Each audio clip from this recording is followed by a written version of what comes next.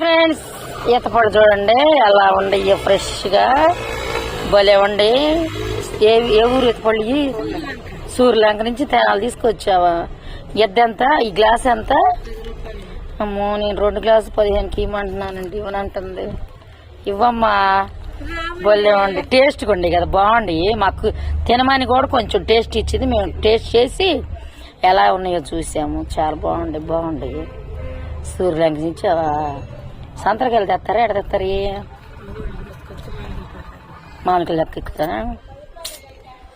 బాగుండి, టేస్ట్ ఉండేలే. కండగలకాయ ఆ ఈతపళ్ళేరు